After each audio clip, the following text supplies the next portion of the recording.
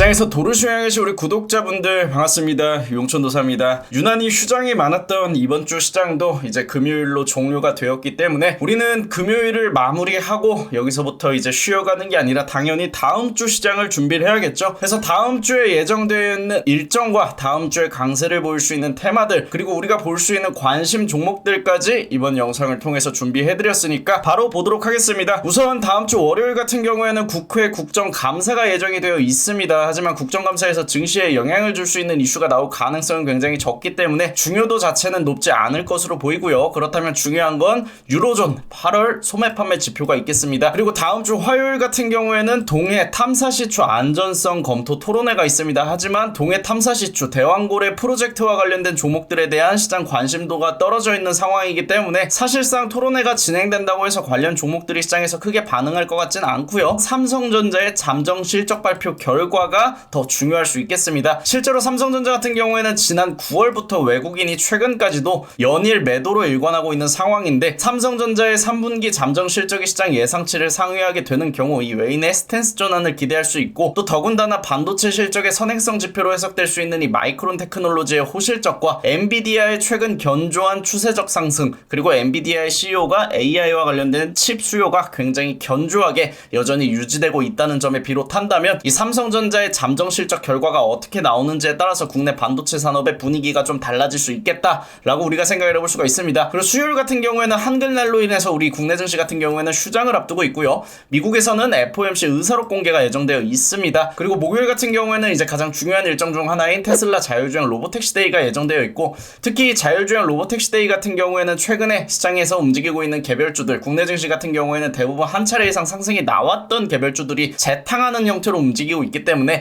새로운 모멘텀으로 작용할 수 있을지에 대해서 검토가 필요할 수 있겠습니다. 그리고 연준에서 가장 중요하게 생각하고 또 시장 영향력이 가장 높은 지표 중 하나인 9월 소비자물가 지수와 관련한 지표 발표가 예정되어 있고, 또 금요일 같은 경우에는 국내 금융통화위원회가 예정되어 있습니다. 사실상 9월달 FOMC를 통해서 금리 인하가 B컷 형태로 이루어졌기 때문에 10월 금통위에서는 대한민국에서도 금리 인하가 이루어질 가능성이 굉장히 높겠죠. 그래서 중요한 일정으로 해석이 될 수가 있고요. 또 미국의 9월 생산자 물가 지수가 연이어서 발표가 됩니다. 이 CPI에 이어서 당연히 PPI 또한 굉장히 중요한 지표 중 하나이기 때문에 시장 영향력이 가장 높은 지표 중 하나다 보시면 될 것 같고, 다음으로는 다음 주에 강세를 보일 수 있는 테마들에 대해서 한번 보도록 하겠습니다. 우선 첫 번째로 볼 수 있는 내용은 미국의 생물보안법 특수를 누릴 수 있는 국내 바이오 기업들. 실제로 오늘 삼성바이오로직스에 대한 목표 주가가 상향 조정이 이루어지면서 삼성바이오로직스의 반등과 함께 국내 바이오 주도주들이 일제 반등이 이루어졌죠. 그래서 바이오의 반등이 지수 반등까지 직결된 상황으로 해석을 할 수가 있고요. 특히 삼성바이오로직스 같은 경우에는 이 CDMO 위탁 생산 시장에서 글로벌 시장 점유율이 4위인데, 이 우시바이오로직스 중국 기업입니다. 우시바이오로직스가 생물보안법 규제로 인해서 CDMO 시장 점유율이 하락할 수 있는 가운데 우시바이오로직스의 시장 점유율을 삼성바이오로직스가 일부 흡수하게 되는 경우에는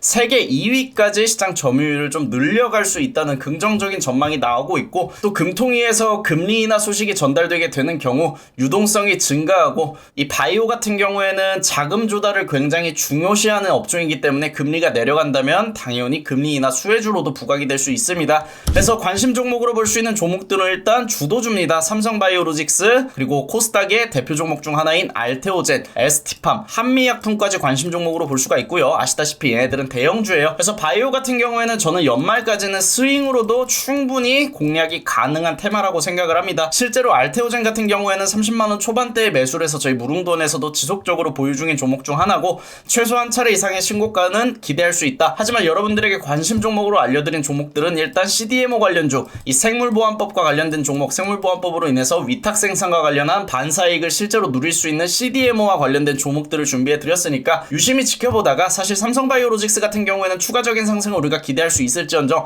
주가 자체가 너무 비싸기 때문에 접근하는데 무리가 있을 수 있습니다. 그렇다면 대체할 수 있는 건 알테오젠이나 ST팜 같이 비교적 주가의 부담이 덜한 종목들을 대체 투자처로 여러분들이 고민할 수 있겠네요. 그러면 두 번째로 볼 수 있는 이슈는 이란의 석유 시설을 이스라엘이 직접적으로 타격할 가능성이 높아지면서 최근 국제유가가 가파르게 상승하고 있습니다. 그리고 국제유가 같은 경우에는 사실상 연중 최저치 부근까지 조정을 받은 이후에 반등하고 있기 때문에 이 상승세가 탄력을 받는다면 다음 주까지 국제유가는 강세를 보일 가능성이 높겠죠. 그렇다면 우리가 원유 관련주들을 검토할 필요가 있는데, 그에 앞서서 있어서 일단 한 가지 변수로 이 오펙 플러스에서 막대한 양의 여유 산유 능력을 보유하고 있기 때문에 유가 상승을 일정 수준 이상 제한할 수 있다는 의견도 나오고 있습니다. 실제로 지난 40년간 중동에서 가장 깊고 만연한 위기 중 하나 속에서 이거는 이란과 이스라엘의 분쟁을 얘기하겠죠. 이 오펙 플러스의 여유 용량은 유가 폭등을 막는데 지금으로선 효과적이라는 의견이 나오고 있기 때문에 국제유가의 상승이 제한적이라면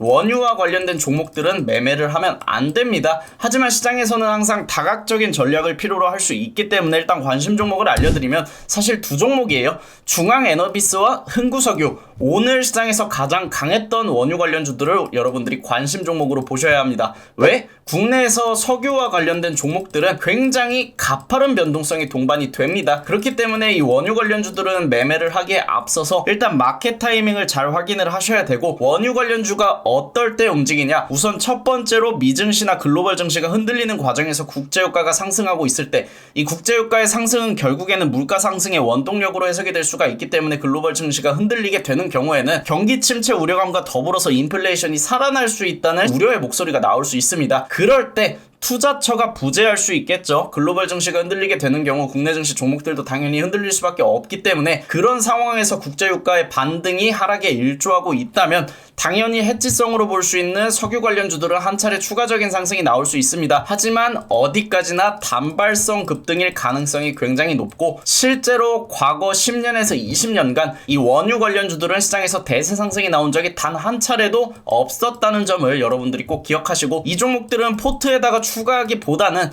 사실 원유 관련주들을 매매하는 데 있어서 시장 관심도가 가장 높을 수 있는 종목은 상승률이 높은 종목이라는 점을 여러분들이 주목을 하시고, 얘네들은 해지성 관점에서 우리가 원하는 상황과 조건이 맞춰졌을 때 단타로만 접근을 하시길 권장을 드립니다. 그게 아니라면 얘네들은 매매를 하시면 안 돼요. 굉장히 위험하기 때문이죠. 그 다음으로 볼 수 있는 이슈는 테슬라 로보택시 데이와 관련된 소식입니다. 우선 테슬라 같은 경우에는 3분기 차량 판매 성적이 시장 기대를 하회하면서 주가가 3% 넘게 하락했다고 발표를 했는데, 실제로 테슬라의 차량 인도량이 시장 예상치에 미치지 못했어요. 그렇기 때문에 테슬라의 주가 하락이 이뤄지는 과정에서 중요한 건 국내 자율주행 관련주들의 변동성이 크지 않았다는 겁니다. 근데 한 가지 우리가 팩트를 놓고 생각을 해본다면 테슬라의 주가 자체는 국내 자율주행 관련주들의 동향에 크게 영향을 주지 못하는 것이 팩트입니다. 하지만 그럼에도 불구하고 이 테슬라의 주가 강세 요인이 바로 로보택시 자율주행 사업 계획과 관련된 기대감이었고, 또 일론 머스크도 이것은 역사책에 남을 일이 될 것이라고 이번 로보택시 데이에서 발표할 내용들에 대해서 굉장히 강력하게 주장을 하고 있고, 이에 따라 시장 기대감이 형성이 되고 있기 때문에 로보택시 데이 전날까지 최소 한 차례 이상 자율주행 관련주들이 움직일 수 있다고 우리가 생각을 해볼 수 있을 것 같고,